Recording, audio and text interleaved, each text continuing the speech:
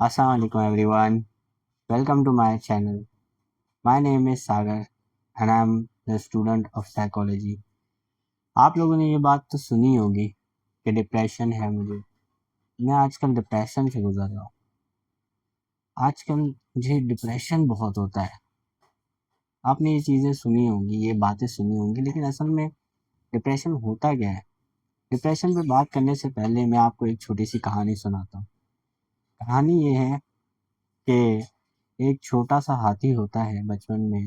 वो अपने बचपन में वो छोटी सी हल्की सी रस्सी से उसको बांधा जाता है, तो वो उससे छुड़ाने की बहुत कोशिश करता है, लेकिन वो बिल्कुल नाकाम हो जाता है क्योंकि उसके लिए उस टाइम पर वो रस्सी बहुत मजबूत होती है।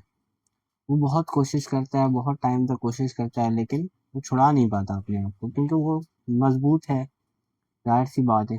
और कुछ टाइम के बाद वो क्या होते हैं, वो रस्सी जो है वो कोशिश करना छोड़ देता है। वो बिलीव करता है कि मैं इस रस्सी से उसको नहीं छुड़वा सकता, अपने आप को नहीं छुड़वा सकता। वो बड़ा भी हो जाता है, बहुत ज़्यादा ताकतवर भी हो जाता है, स्टिल वो कोशिश नहीं करता क्योंकि उसके दिमाग में बिलीव बैठ जाता है कि मैं इस रस्सी से जान नहीं छुड़वा सकता।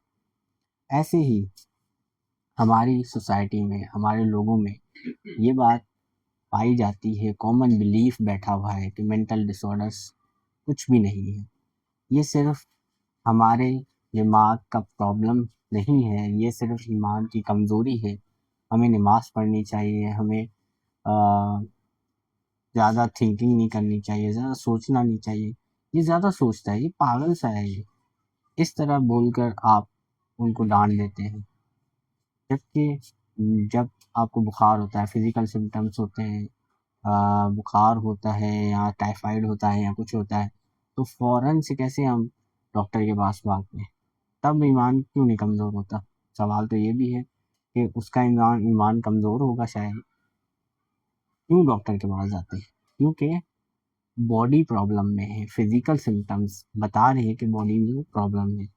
इसी तरीके से डिप्रेशन, स्ट्रेस या एंग्ज़ायटी जब बहुत ज़्यादा बढ़ जाते हैं, बॉडी काम करना छोड़ देती है। हम रेगुलर के फंक्शंस नहीं कर पाते, जैसे स्कूल नहीं जा पाते, वर्क पे नहीं जा पाते, काम नहीं कर पाते। हर वक़्त हमें सैडनेस फ़ील हो रही होती है, हर वक़्त हमें ऐसा फ़ील होता है कि जैसे हमारी ज़िंदगी का कोई मकसद नहीं, कोई इंटरेस्ट नहीं। तब हमें सेपरेशन हो सकता है या स्ट्रेस हो रहा है, इस तरह की फीलिंग्स आ रही होती हैं। तो असल में डिप्रेशन क्या होता है, इसको साइकोलॉजी की टर्म में या साइकोलॉजिकल सिम्पटम्स के साथ हम इसको समझते हैं कि कितने सिम्पटम्स अगर हैं और कितने टाइम तक ड्यूरेशन तक हैं, तो आपको कोई भी डिप्रेशन का डिसऑर्डर हो सकता है और आपको हेल्प लेने की ज़रूरत है। सबसे पहले आपको ये समझना ज़रूरी है कि सैडनेस और डिप्रेशन 2 डिफरेंट चीज़ें हैं। डिप्रेशन एक रियल साइकोलॉजिकल कंडीशन है और सैडनेस जो है वो नॉर्मल भी हो सकती है। नॉर्मल इंसान को सैड कभी-कभी हो सकता है, तो वो सिर्फ़ सैडनेस ही है। लेकिन डिप्रेशन के अंदर अगर ज़्यादा देर तक सैडनेस है, ज़्यादातर उदासी है, जैसे कि 2 हफ़्ते तक, 1 मंथ तक या 6 मंथ तक, देन वो डिप्रेशन की अलामत हो सकती है। और दूसरी अलामात में जैसे आपको ज़्यादा भूख लग सकती है, कम भूख लग सकती है, ज़्यादा नींद आना, कम नींद आना, वर्थलेसनेस फ़ील होना, जैसे कि आपको ऐसा लगता है कि आपकी ज़िंदगी की कोई वैल्यू नहीं है। रेस्टलेसनेस फ़ील होना, बेचैनी फ़ील होना, आपको हर वक़्त टायर्ड फ़ील होना, एनर्जी बिल्कुल नहीं है आप में, कंसंट्रेशन का प्रॉब्लम हो सकता है, सुसाइडल थॉट्स आ सकते हैं।